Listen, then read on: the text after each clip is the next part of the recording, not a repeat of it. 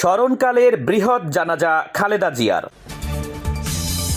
খালেদা জিয়ার জানাজার সম্মুখ সারিতে ছিলেন যারা।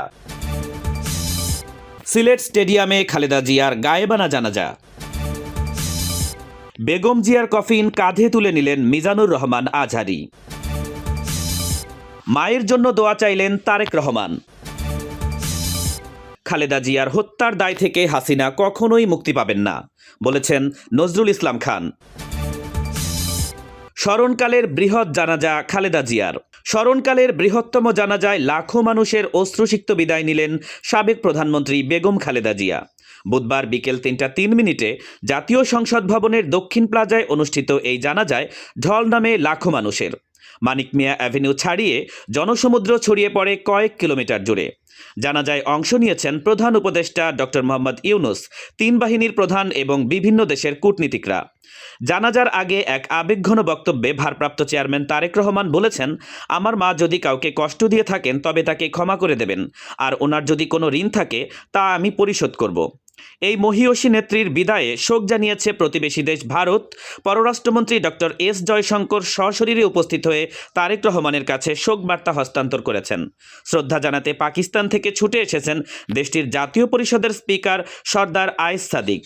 তিল ধারণের জায়গা না থাকায় সংসদ ভবন এলাকা আজ সাক্ষী হল বাংলাদেশের এক অবিসংবাদিত নেত্রীর প্রতি গণমানুষের গভীর শ্রদ্ধা এবং ভালোবাসার।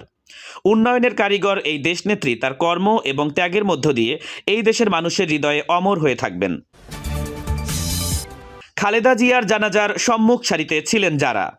শোকাতুর বাংলাদেশে এক ঐতিহাসিক অধ্যায়ের সমাপ্তি ঘটল।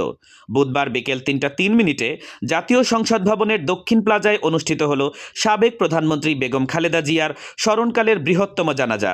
শুধু মানিক মিয়া অ্যাভিনিউ নয়, জনসমুদ্র ছড়িয়ে পড়েছিল কয়েক কিলোমিটার জুড়ে। জানাজার সম্মুখ সারিতে প্রধান উপদেষ্টা ডক্টর মোহাম্মদ ইউনুসের পাশাপাশি ছিলেন তারেক রহমান, ৩ বাহিনীর প্রধান জামায়াতের আমির ডক্টর শফিকুর রহমান এবং নাহিদ ইসলাম সহ বিভিন্ন রাজনৈতিক এবং নাগরিক নেতৃবৃন্দ। ভারতের পররাষ্ট্রমন্ত্রী এস জয়শঙ্কর সশরীরে হাজির হয়ে তারেক রহমানের কাছে শোকবার্তা হস্তান্তর করেছেন এবং পাকিস্তান থেকে উড়ে এসেছেন দেশটির স্পিকার সর্দার আয়েস সাদিক। এর আগে জাতীয় পতাকায় মোড়া কফিনে এই অপরাজেয় নেত্রীকে তার বাসভবন ফিরোজায় শেষবারের মতো নেওয়া হয়েছিল। বিদেশি কূটনীতিক এবং লাখো মানুষের উপস্থিতিতে অনুষ্ঠিত এই জানাজা যেন রূপ নেয় মুসলিম বিশ্বের অন্যতম বৃহৎ শোকাতুর জমায়েতে। উন্নয়ন এবং গণতন্ত্রের এই আলোকবর্তিকা আজ চিরবিদায় নিলেও কোটি মানুষের হৃদয়ে তিনি অমর হয়ে থাকবেন। সিলেট স্টেডিয়ামে খালেদা জিয়ার গায়েবানা জানাজা। সারা দেশে আজ বইছে শোকের মাতম। ৩ দিনের রাষ্ট্রীয় শোকে মুহ্যমান বাংলাদেশ। বুধবার বিকেল ৩টায় জাতীয় সংসদ ভবনের দক্ষিণ প্লাজায় লাখো মানুষের উপস্থিতিতে সম্পন্ন হয়েছে সাবেক প্রধানমন্ত্রী বেগম খালেদা জিয়ার জানাজা। একই সময়ে সিলেটে বিপিএল চলাকালীন তার প্রতি শ্রদ্ধা জানাতে সিলেট আন্তর্জাতিক ক্রিকেট স্টেডিয়ামে গায়েবানা জানাজার আয়োজন করে বাংলাদেশ ক্রিকেট বোর্ড। বিসিবির বিবৃতিতে উঠে আসে প্রধানমন্ত্রী থাকাকালে দেশের ক্রিকেট উন্নয়নে তার অবিস্মরণীয় অবদানের কথা। অন্তর্বর্তীকালীন সরকারের ঘোষণা অনুযায়ী আজ সারা দেশে পালিত হচ্ছে সাধারণ ছুটি। গত ৩৯ দিন রাজধানীর এভার কেয়ার হাসপাতালে জীবন মৃত্যুর সন্ধিক্ষণে থেকে ৮০ বছর বয়সে না ফেরার দেশে পাড়ি জমিয়েছেন এই আপসীন নেত্রী।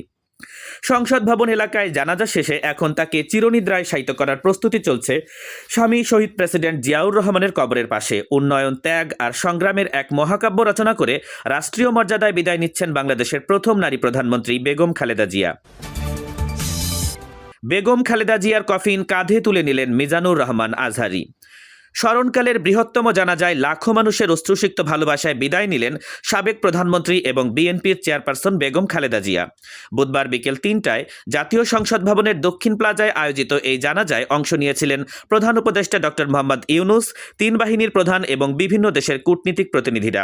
সংসদ ভবন থেকে শুরু করে কয়েক কিলোমিটার এলাকা যেন আজ রূপ নিয়েছিল এক বিশাল জনসমুদ্রে। জানাজায় ইমামতি করেছেন বাইতুল মোকাররমের খতিব মুফতি আব্দুল মালেক। এক আবেগঘন দৃশ্যের অবতারণা হয় যখন জনপ্রিয় ইসলামী বক্তা ডক্টর মিজানুর রহমান আজহারী এবং শায়ক আহমদুল্লাহর উপস্থিতিতে জানাজা শেষে আজহারী নিজেই প্রিয় নেত্রীর কফিন কাঁধে তুলে নেন। লাল সবুজ পতাকায় মোড়ানো এই কফিনটি এখন নিয়ে যাওয়া হচ্ছে সংসদ ভবন সংলগ্ন জিয়া উদ্যানে, যেখানে চিরনিদ্রায় শায়িত হবেন এই অপরাজেয় নেত্রী। উন্নয়নের কারিগর এবং গণতন্ত্রের আপসীন এই প্রতীক তার কর্ম আর ত্যাগের মধ্য দিয়ে এই দেশের কোটি মানুষের হৃদয়ে চিরকাল অমর হয়ে থাকবেন। মায়ের জন্য দোয়া চাইলেন তারেক রহমান।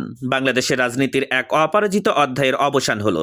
বুধবার বিকেল ৩টায় সংসদ ভবনের দক্ষিণ প্লাজা এবং মানিক মিয়া অ্যাভিনিউতে সম্পন্ন হলো সাবেক প্রধানমন্ত্রী বেগম খালেদা জিয়ার জানাজা। জানাজার আগে এক আবেগঘন সংক্ষিপ্ত বক্তব্যে বড় ছেলে তারেক রহমান বলেছেন, আমার মা যদি কারো মনে কষ্ট দিয়ে থাকেন তবে তাকে ক্ষমা করে দেবেন, ওনার জন্য দোয়া করবেন। মঙ্গলবার রাত থেকে প্রিয় নেত্রীকে শেষ বিদায় জানাতে জানাজাস্থলে জড়ো হন লাখো মানুষ। বেলা বাড়ার সঙ্গে সঙ্গে পুরো এলাকা পরিণত হয় জনসমুদ্রে।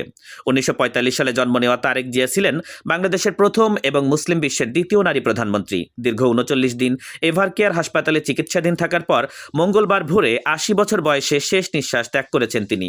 বাইতুল মোকাররমের খতিবের ইমামতিতে জানাজা শেষে এই আপসীর নেত্রীকে রাষ্ট্রীয় মর্যাদায় দাফন করা হচ্ছে স্বামী শহীদ রাষ্ট্রপতি জিয়াউর রহমানের কবরের পাশে। দেশ এবং মানুষের জন্য তার ত্যাগ আর সংগ্রাম বাংলাদেশের ইতিহাসে চিরকাল এক উজ্জ্বল নক্ষত্র হয়ে থাকবে। খালেদা জিয়ার হত্যার দায় থেকে হাসিনা কখনোই মুক্তি পাবেন না, জানিয়েছেন নজরুল ইসলাম খান।